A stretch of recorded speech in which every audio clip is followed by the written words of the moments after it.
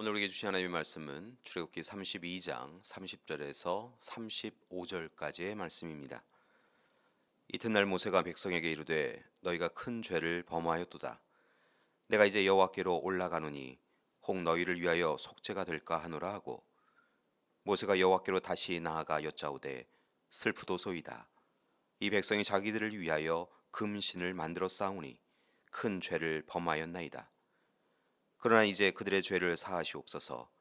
그렇지 아니하시오면 원하건대 주께서 기록하신 책에서 내 이름을 지워버려 주옵소서. 여호와께서 모세에게 이르시되 누구든지 내게 범죄하면 내가 내 책에서 그를 지워버리리라. 이제 가서 내가 내게 말한 곳으로 백성을 인도하라. 내 사자가 내 앞서 가리라. 그러나 내가 보응할 날에는 그들의 죄를 보응하리라. 여호와께서 백성을 치시니 이는 그들이 아론을 만든 바 그 송아지를 만들었음이더라. 아멘.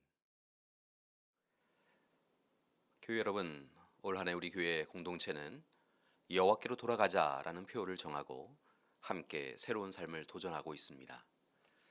바라기는 우리 모든 믿음의 가족들이 입술로만 하나님께 돌아가는 것이 아니라 우리의 전적인 삶이 창조자, 구원자, 보혜사신 하나님 앞에 온전히 서 나가기를 원합니다.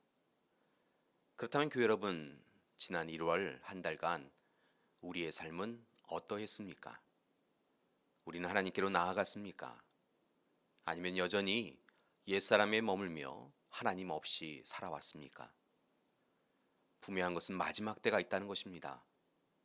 따라서 교회 여러분, 더 늦기 전에 우리의 삶을 이끌어 가시는 하나님 앞에 나아가서 하나님의 말씀을 붙잡고 하나님을 신뢰하고 하나님만을 경배하며 살기 원합니다.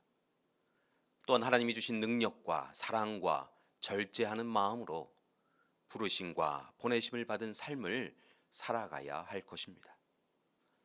이를 위하여 오늘 말씀을 통하여 우리가 서 있는 자리를 다시 들여다보기 원합니다. 오늘 말씀 출애굽기 32장은 소위 황금 송아지 사건을 다루고 있습니다. 모세가 하나님의 뜻과 말씀을 구하기 위해서 우레와 번개, 짙은 구름으로 가리워진 산에 올라갑니다. 그런데 모세가 산에서 내려옴이 더뎌지자 사람들이 아론에게 와서 자신들의 미래를 걱정합니다. 그리고 이제 가나안 땅으로 인도할 신을 만들자라고 이야기합니다. 하나님께서 분명 자신을 형상화하지 말라 하셨는데 백성들은 어리석게 하나님을 형상화하자고 제안하고 있는 것입니다. 참으로 어리석습니다. 더욱 안타까운 것은 백성들의 어리석은 이야기를 들으면 그들을 꾸짖어야 할 아론이 오히려 백성들의 이야기에 부안해동하여서 함께 하고 있었다는 것입니다. 그리고 악한 결정을 내립니다. 아론은 백성들의 두려움에 동조하였고 백성들에게 신상을 만드는 데 필요한 것을 모아오라라고 지시합니다. 그리고 모아온 금을 가지고 아론이 직접 금송아지를 만듭니다. 아론은 나중에 모세가 이 일에 대하여 어찌 됨이냐며 꾸짖자 백성들이 금을 가져왔기로 어쩔 수 없이 불에 던졌더니 그곳에서 금송아지가 나왔다라고 변명을 합니다.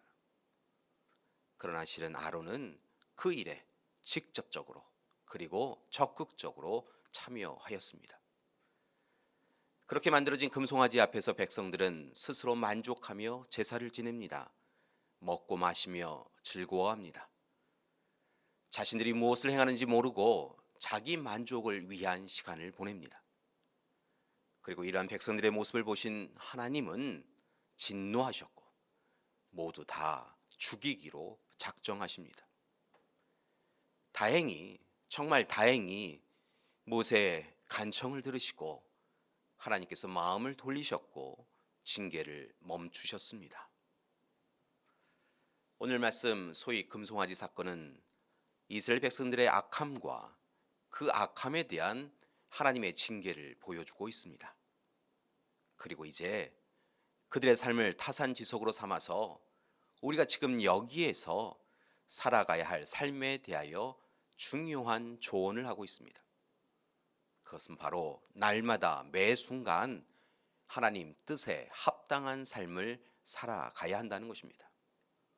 좋은 때나 어려울 때나 기쁜 때나 슬픈 때나 성공의 때나 실패의 때나 하나님이 우리의 하나님이심을 고백하고 코람데오 하나님 앞에서 오직 하나님이 기뻐하시는 삶을 살아가야 합니다. 교회 여러분, 특별히 스스로 서 있다고 생각할 때 조심하십시오. 경계하십시오. 우리가 얼마나 어리석고 미약한 존재인지 잊지 마셔야 합니다. 스스로 꽤 괜찮은 그리스도인의 삶을 살고 있다고 생각할 때 여지없이 찾아오는 시험을 주의하고 경계해야 합니다. 이를 위하여 우리가 주의할 점 3가지와 반대로 행해야 할 삶의 모범 1가지를 제안하고자 합니다. 첫째, 유의할 점은 하나님의 시간을 기다려야 한다는 것입니다. 하나님이 약속하신 것을 분명하게 이루시는 것을 믿고 그 시간을 인내하며 기다려야 합니다. 모세를 기다릴 줄 알아야 합니다. 모세가 가져올 하나님의 약속을 기다려야 합니다. 하나님의 때를 기다리며 인내해야 합니다. 둘째로 유의할 점은 보이는 것을 의지하지 말고 보이지 아니하시지만 하나님을 의지해야 합니다. 본래 그리스도교는 눈의 종교가 아니라 귀의 종교입니다. 좋은 그리스도인이 되기 위해서는 보이는 현상을 좇는 것이 아니라 보이지 않는 하나님을 말씀을 통하여 만나고 따라야 합니다. 또한 이따가 사라지는 물질에 우리의 마음을 빼앗기지 말고 영원하신 하나님을 더욱 의지하고 의뢰해야 합니다. 셋째로 유의할 점은 우리 삶의 그릇에 욕망을 담지 말고 하나님의 마음, 하나님의 뜻, 하나님의 계획을 담아야 한다는 것입니다.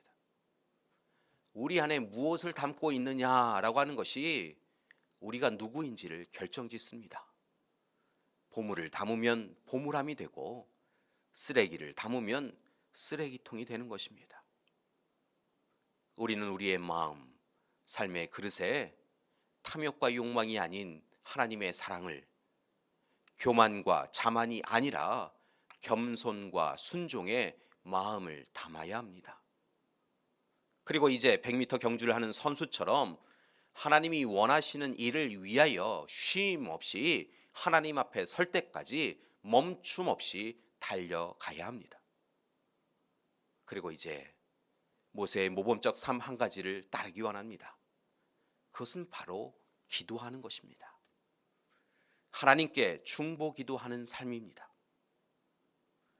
하나님께서 배신과 배반을 반복하는 이스라엘 백성들과 약속의 땅으로 동행하지 않겠다라고 말씀하시자 모세는 하나님 없이 가나안 땅에 들어가는 것이 무슨 소용이 있겠느냐며 하나님 앞에 그 제안을 거절합니다. 그리고 이 시간 백성들을 용서하시고 오히려 자신의 이름을 생명책에서 지워버려 달라고 기도합니다. 달리 말하면 이번만 다시 백성들의 죄를 사하여 주시고 용서해 달라고 간청한 것입니다. 이런 모세의 모습은 마치 십자가에서 자신을 죽이는 이들에 대하여 그들의 죄를 용서해 달라고, 그들이 알지 못하여서 그런다고 간구하는 예수님의 모습과 비슷합니다. 사랑하는 교회 여러분, 올해 우리는 여호와께로 돌아가기로 하였습니다. 바라고 원하기는 모세처럼 하나님의 뜻을 따라 온전히 살아가는 그리스도인이 되기를 소망합니다. 아론과 이스라엘 백성들의 어리석음을 반복해서는 안 됩니다. 오직 하나님의 뜻을 이루기 위해서 자신을 희생하기 원하였던 모세와 같은 삶을 살기 원합니다. 그때 하나님 구원의 역사가 우리의 가정과 교회에 이어져 갈 것입니다. 오늘 하루 온종일 하나님의 뜻을 찾고 구하고 따르고 행하는 믿음의 가족들 되시기를 소망합니다. 그리고 가족과 교우와 이웃을 위하여 모세처럼 기도하는 우리가 되기를 간절히 기도드립니다. 함께 기도하시겠습니다. 사랑의 하나님, 오늘 이 시간 순례자의 인생을 살아가는 우리의 삶을 들여다봅니다. 우리의 삶은 지금 어디에 서 있습니까? 바라고 나옵기는 오늘 이 시간 어리석은 우리를 홀로 두지 마시옵고 그 손 맞잡아 주시옵시고 이끌어 주시옵소서. 그리하여 날마다 하나님과 동행하는 우리 되게 하여 주시옵소서.